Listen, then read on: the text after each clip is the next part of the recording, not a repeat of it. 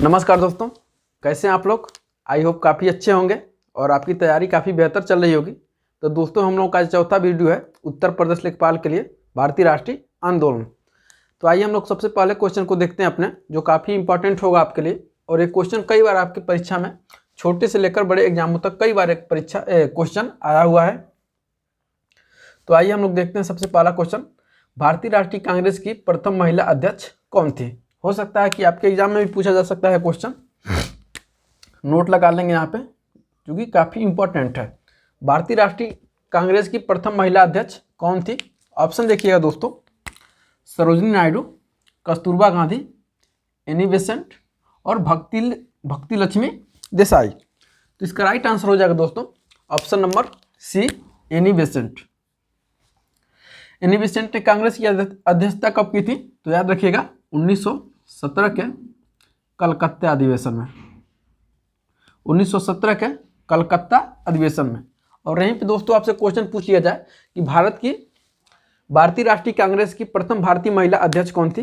भारतीय राष्ट्रीय कांग्रेस की प्रथम भारतीय महिला अध्यक्ष कौन थी, तो इसका क्या होगा, आंसर क्या हो जाएगा, बदल जाएगा। और इसका राइट आंसर तब क्या होता, सरोजिनी नायडू। और सरोजिनी नायडू ने क्या किया था, सरोजिनी नायडू ने कांग्रेस की अध्यक्षता कब की थी, तो 1925 में। कहाँ पे, तो कानपुर में। और इस समय फिलहाल इसका राइट आंसर क्या हो रहा है दोस्तों, option number C, Annie Besant. Question number 2 देखिए, 1921 का मोपला विद्रोह कहां पर हुआ था। काफी इंपॉर्टेंट क्वेश्चन है। 1921 का मोपला विद्रोह कहां हुआ था, तो दोस्तों याद रखिएगा केरल में। ऑप्शन नंबर बी, आप इसे नोट करिए, उसके बाद हम लोग आगे बढ़ते हैं।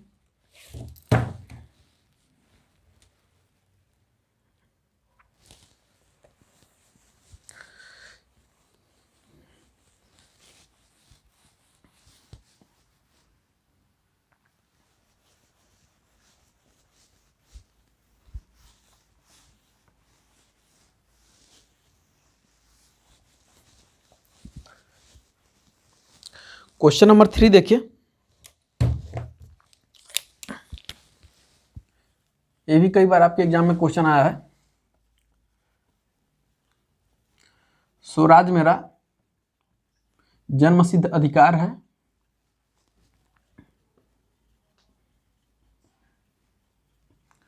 मैं इसे लेकर रहूंगा। मैं इसे लेकर रहूंगा,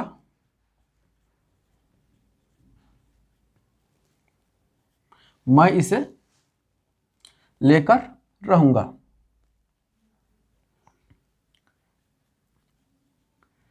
तिलक ने यानी बाल गंगाधर तिलक ने कांग्रेस के किस अधिवेशन में कहा था।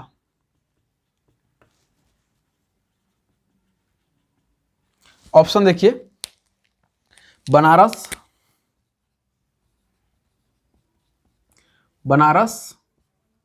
बी, सी और डी। बनारस, कलकत्ता, सूरत और लखनऊ। डेट भी याद रख लीजिए दोस्तों, हो सकता है कभी कभी आपसे डेट भी पूछा जा सकता है, तो आप डेट को भी याद रखेंगे।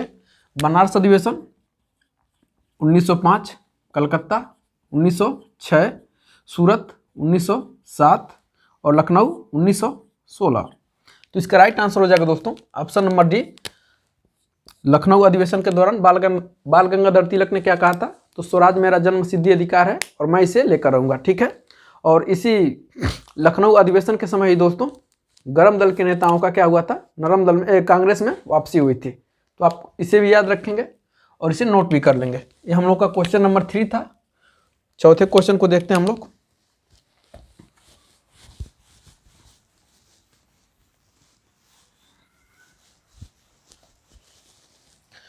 देखिए क्वेश्चन नंबर 4,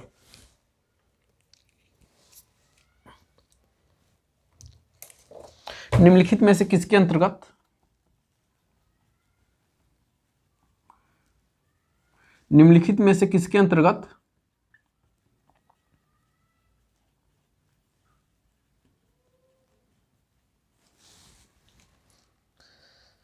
सर्वप्रथम सर्वोच्च न्यायालय की स्थापना हुई? निम्नलिखित में से किसके अंतर्गत सर्वप्रथम सर्वोच्च न्यायालय की स्थापना की गई? यही क्वेश्चन है। और ऑप्शन क्या दिया है? ए, बी, सी और डी। ऑप्शन देखिए, रेगुलेटिंग अधिनियम, रेगुलेटिंग अधिनियम, रेगुलेटिंग अधिनियम 1773, चार्टर एक्ट यानी चार्टर अधिनियम, चार्टर अधिनियम, चार्टर अधिनियम 1853, भारत सरकार अधिनियम, भारत सरकार अधिनियम क्या है? 1935। कई बार आपके एग्जाम में पूछा गया है भी क्वेश्चन। भारतीय संविधान 1950, भारतीय संविधान 1950। ठीक है दोस्तों, भारतीय संविधान 1950। तो इसका राइट आंसर हो जाएगा दोस्तों ऑप्शन नंबर ए। 1773 के रेगुलेटिंग एक्ट के द्वारा, 1773 के रेगुलेटिंग एक्ट के द्वारा क्या हुआ था? भारत में सर्वप्रथम सर्वोच्च न्यायालय की स्थापना की गई थी। याद रखिएगा, पूछा जा सकता है आपसे, काफी इंपॉर्टेंट है। आगे बढ़ते हम लोग।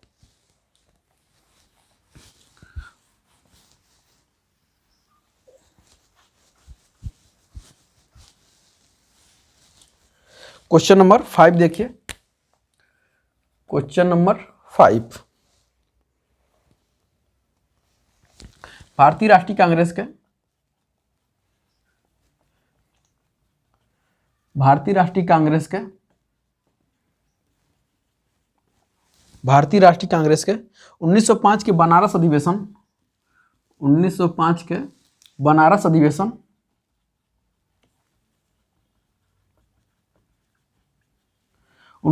के बनारस अधिवेशन की अध्यक्षता किसने की थी? किसने थी? ऑप्शन देखिए एक बार, Surendranath Banerjee, Surendranath Banerjee, B Firoz Shah Mehta, Firoz Shah Mehta, option number C Gopal Krishna Gokhale, Gopal Krishna Gokhale, और ऑप्शन नंबर डी दिनसा वाचा, दिनसा वाचा। भारतीय राष्ट्रीय कांग्रेस के 1905 के बनारस अधिवेशन की अध्यक्षता निम्न में से किसने की थी? तो इसका राइट आंसर क्या हो जाएगा दोस्तों? Option number C. ये भी याद रखना है आपको, भारतीय राष्ट्रीय कांग्रेस का बनारस अधिवेशन किस ईयर में हुआ था, किस सन में? तो 1905 में। और इसकी अध्यक्षता किसने की थी? तो गोपाल कृष्ण गोखले, ऑप्शन नंबर सी।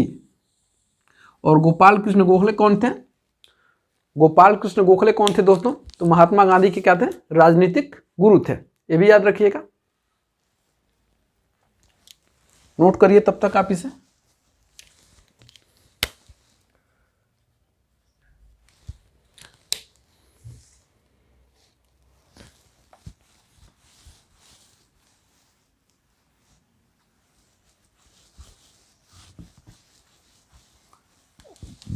क्वेश्चन नंबर 6 देखिए, भारतीय राष्ट्रीय आंदोलन पर, कई बार ये भी क्वेश्चन आपके एग्जाम में आया है। भारतीय राष्ट्रीय आंदोलन पर,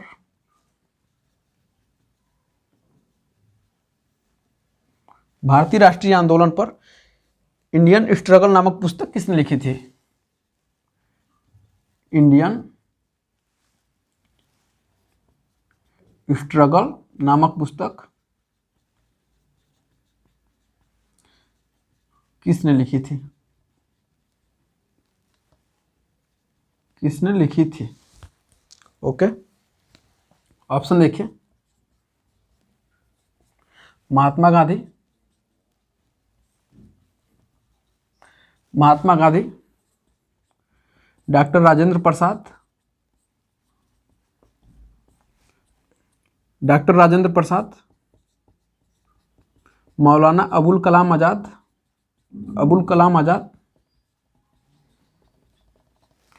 मौलाना अबुल कलाम आज़ाद और राम मनोहर लोहिया, राम मनोहर लोहिया। भारतीय राष्ट्रीय आंदोलन पर इंडियन स्ट्रगल नामक पुस्तक, इंडियन स्ट्रगल नामक पुस्तक किसने लिखी थी? इसका राइट आंसर क्या हो जाएगा दोस्तों? तो इसका राइट आंसर हो जाएगा ऑप्शन नंबर सी, मौलाना अबुल कलाम आज़ाद। नोट कर लीजिए। उसके बाद से हम लोग अगले क्वेश्चन को देखते हैं।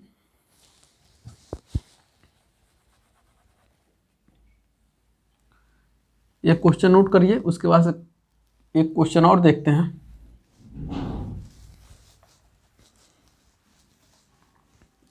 ऑप्शन यही रहने देते हैं। क्वेश्चन नंबर 7, क्वेश्चन नंबर 7 देखिएगा। हिंद स्वराज, हिंद स्वराज नामक पुस्तक किसके द्वारा लिखी गई? किसके द्वारा लिखी गई? किसके द्वारा लिखी गई थी? हिंद स्वराज नामक पुस्तक किसके द्वारा लिखी गई थी? तो इसका राइट आंसर क्या हो जाएगा दोस्तों? मौलाना अबुल कलाम आज़ाद तो होगा नहीं, इसका ऑप्शन क्या हो जाएगा? बदल जाएगा। और सॉरी, इसका आंसर क्या हो जाएगा? बदल जाएगा। तो इसका राइट आंसर हो जाएगा दोस्तों option number A, Mahatma Gandhi द्वारा लिखा गया पुस्तक है हिंद स्वराज। आप इसे नोट कर लीजिए।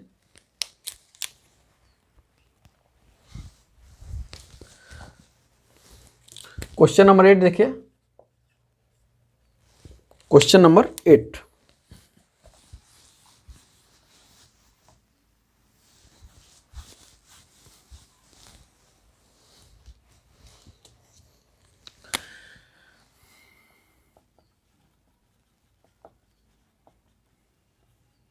निम्नलिखित व्यक्तियों में से किसने, निम्नलिखित व्यक्तियों में से किसने, निम्नलिखित व्यक्तियों में से किसने इरविन तथा गांधी को दो महात्मा कहा?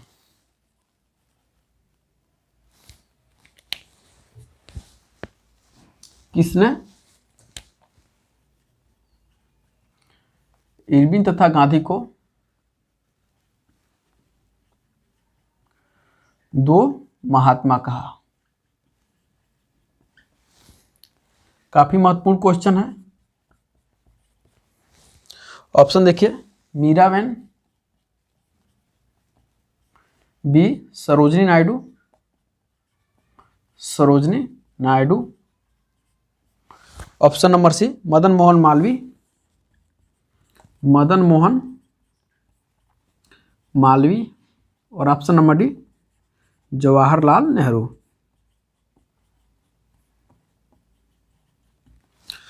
क्वेश्चन एक बार और पढ़िए। निम्नलिखित व्यक्तियों में से किसने इरविन तथा गांधी को दो महात्मा कहा?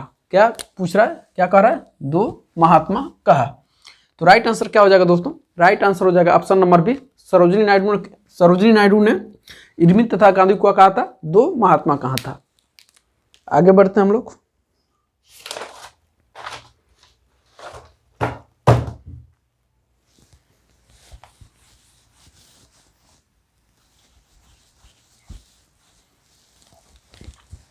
Question number 9, Simon commission Bharat कब आया? साइमन कमीशन भारत कब आया? साइमन कमीशन भारत कब आया? ए, बी, सी और डी। 1927, 1928, 1929, ये ऑप्शन नहीं देते हैं। 1927, 1928, 1931 और 1932 ऐसे कर देते हैं। साइमन कमीशन भारत कब आया? तो याद रखिएगा, साइमन कमीशन का गठन कब हुआ था? तो 1921 में। और भारत कब आया है दोस्तों? गठन कब हुआ था? तो 1927 में। और भारत कब आया? 1928 में। तो राइट आंसर क्या हो जाएगा दोस्तों? 1928 बी इज करेक्ट आंसर।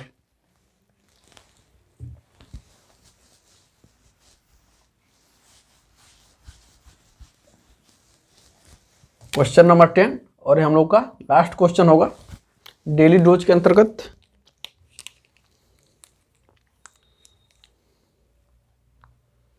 भारतीय राष्ट्रीय कांग्रेस के प्रथम अधिवेशन कहाँ हुआ था? भारतीय राष्ट्रीय कांग्रेस के प्रथम अधिवेशन कहाँ हुआ था? कहाँ हुआ था?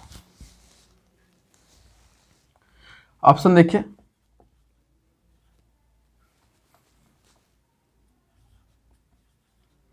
बम्बई,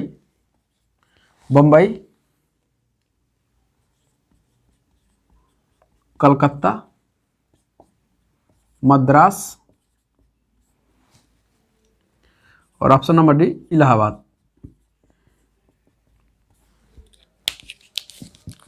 बम्बई 1885, 1886, 1887 और 1888। भारतीय राष्ट्रीय कांग्रेस के प्रथम अधिवेशन कहाँ हुआ था, यानी किस जगह हुआ था? आपसे क्या पूछ रहा है? स्थान का नाम पूछ रहा है। तो यहाँ पे हमने आपको स्थान और डेट दोनों बता दिया और इसका राइट आंसर हो जाएगा दोस्तों ऑप्शन नंबर ए, बम्बई में हुआ था, गोकुलदास तेजपाल संस्कृत कॉलेज में। ठीक है, तो इसका राइट आंसर हो जाएगा ऑप्शन नंबर ए, बम्बई में 1885 में। और इसकी अध्यक्षता किसने की थी? तो WC बनर्जी। यहाँ पे साइड में लिख लीजिएगा, व्योमेश चंद्र बनर्जी। ठीक है, तो आज की वीडियो में दोस्तों इतना ही रखते हैं और आई होप ये वीडियो आपको पसंद आई होगी। और पसंद आई होगी दोस्तों अपने दोस्तों के साथ दबा के शेयर और दबा के सब्सक्राइब कराइएगा। और मिलते हैं हम लोग नेक्स्ट वीडियो में, तब तक के लिए बहुत बहुत धन्यवाद।